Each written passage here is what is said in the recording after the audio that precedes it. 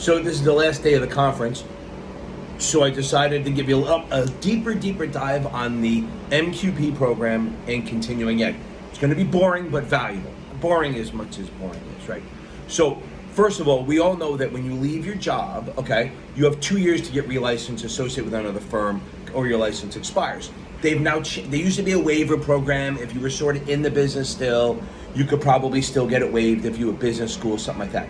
But they actually getting rid of that, and now the new one is called the MQP, Maintaining Qualifications Program. So if you get let go, remember, it has to be working for at least 1 year. You have to be working for at least 1 year, registered, okay?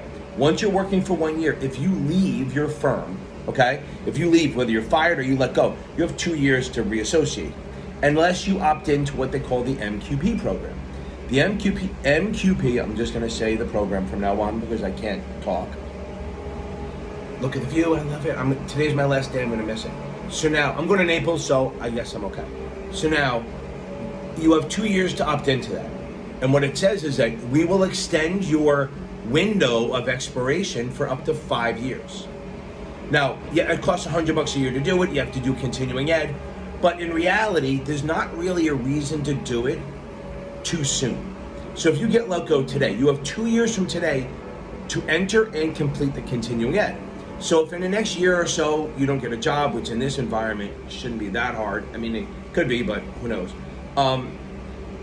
If over the next 2 years you're not getting a job, maybe about 18 months in, maybe you file for the program, enter.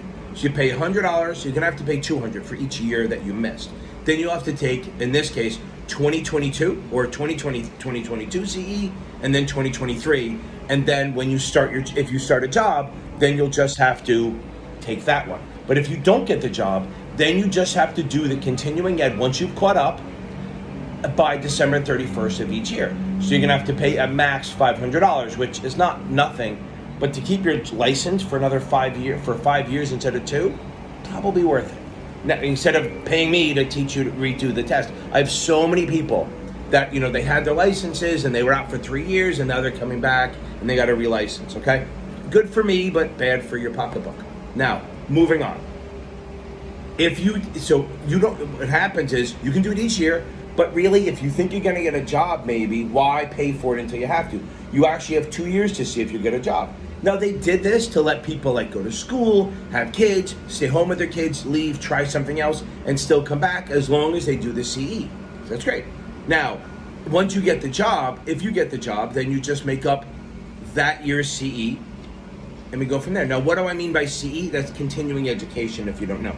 So once you start this job, you're gonna have to start doing continuing ed every year. That used to be, now the testing still shows, I think if you take a test, it still says every 3 year, your second anniversary, and then every 3 years after that. But starting next year, okay, starting in 2023, everyone will do continuing ed every single year, every year. Now, it's not like a window anymore. It used to be the anniversary. You have 120 days from the anniversary of your testing date, the second anniversary, and then every 3 years after that. That's gone. As of 2023, it's gone, okay? So in reality, if you have a 120-day window, if your testing window opens in October or November, where it would roll, the ending would be into 2023, you don't have to do continuing ed for that year. You have to, because once January 1st happens, it's a new system and everything starts. Starting January 1st or 2nd, 2023, everyone who's registered has to do regulatory elements CE every year. That's in addition to the shit your firm makes you do, okay? So this is gonna be based on your licenses and you will know what the information is in October, and then every January you have to do it. You have a whole year, which is great. You don't have 120 days, you have a whole year to do it, which is cool. Every year you do it. Now, it used to be every 3 years and they would charge $54 to the firm. So somebody made a comment oh, Finra's being greedy, they're doing it, whatever. They're wrong, okay? Absolutely wrong, because the new cost is only 18. 3 years, every 3 years, 3 times 18 is 54. They're actually making less money. Huh, surprising, right? So, no, look, Finra is not my, I like them. I think they're trying to be more proactive and more friendly. I mean, they're still a regulator, so there's an animosity there.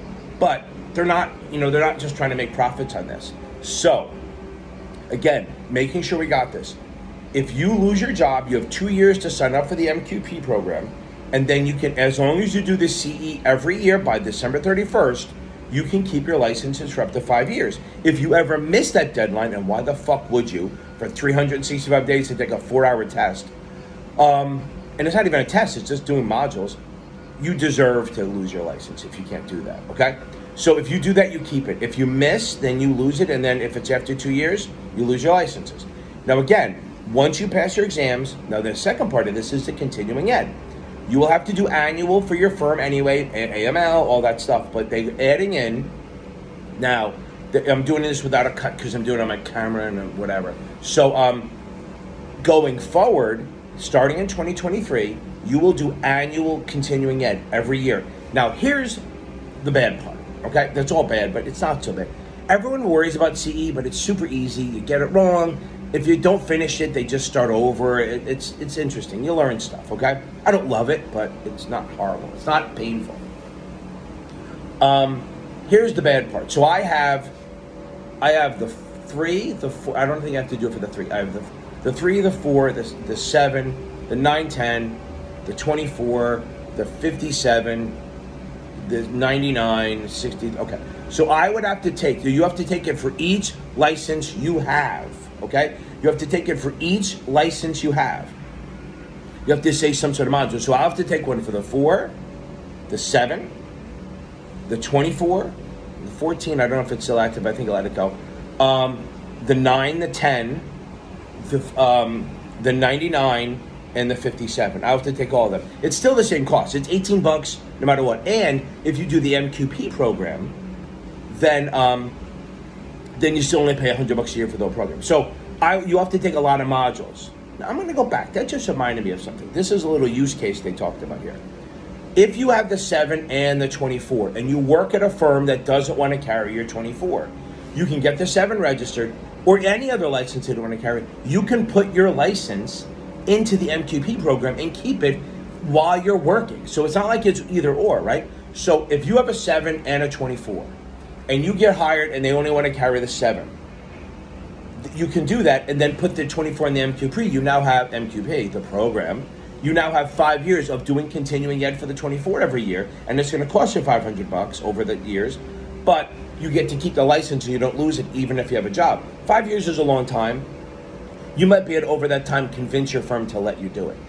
And in reality, Finra has this thing called permissive registration, where there's no real harm. If you're at a firm, and the policies are different firms believe different things, but if you have licenses, there's no reason to not have them registered. If you're at a Finra member firm, Finra has allowed, as of about 3-4 years ago, that you can just hold people's licenses as permissive. They're not active, but they're holding them so they don't expire, which I thought was great, okay? See, the happier, friendlier Finra, right? Okay. So again, I hope this wasn't too rambling. I know it was, but I'm hoping that this helps. If you have more questions, please feel free to join me either tonight on Thursdays or Tuesdays for my live Q&A where I answer questions on everything.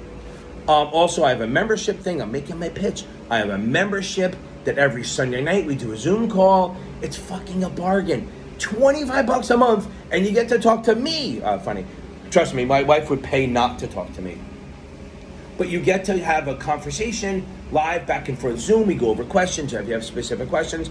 And you meet other people. They all like each other. They've created Zoom groups and stuff like that. It's awesome. So listen, this should help you. I know it was a little boring, but it's absolutely vital to know this shit going forward. Again, take a last look at that. I'm going to miss this, but hopefully I'll get some more shots in Naples. Thank you very much. Have a great night. Wash your hands.